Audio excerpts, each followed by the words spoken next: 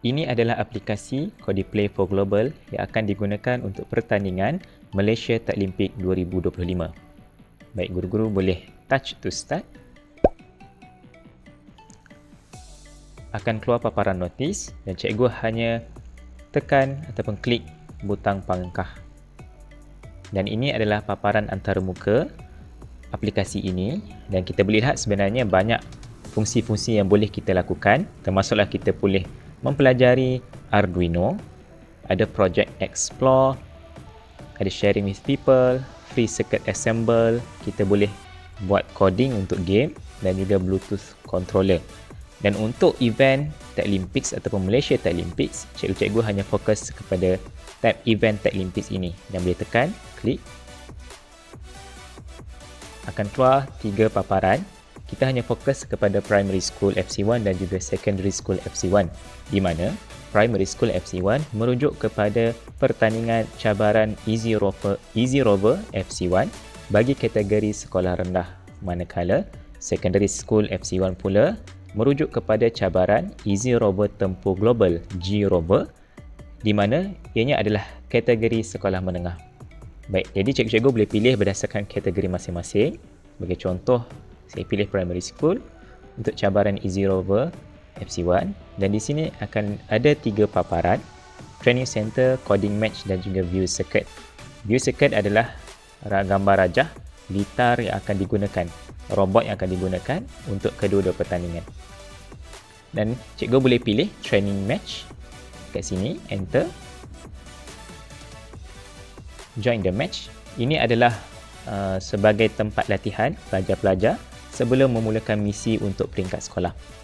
Baik, di sini adalah misinya untuk peringkat latihan. Complete all missions delivered for space exploration and return to Earth safely. Okay, kita tekan butang start.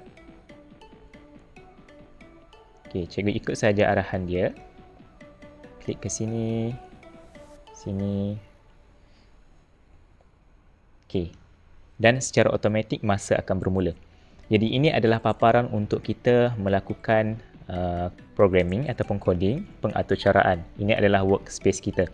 Dan sebelah simulation adalah paparan yang menunjukkan bagaimana pergerakan robot yang disimulasikan secara bentuk kapal angkasa. Dan di bahagian kuis ini adalah arahan-arahan yang mana kapal angkasa tersebut perlu melalui checkpoint tersebut. Itu yang pertama, start ataupun mula dan bergerak ke bulan ataupun moon. Dan daripada bulan pergi ke Saturn, daripada Saturn pergi ke Mars, daripada Mars pergi ke Neptune, dan terakhir sekali daripada Neptune akan balik ke bumi ataupun Earth. Okey, ini adalah arahan dia. Cikgu-cikgu boleh pergi kepada coding, dan ini adalah tempat untuk kita membuat pengaturcaraan. Di sebelah bahagian coding, cikgu-cikgu akan lihat ikon tanda soal. Jadi cikgu tekan di situ, dia akan pergi kepada paparan Aircraft Control Guide. Okey, Aircraft Control Guide.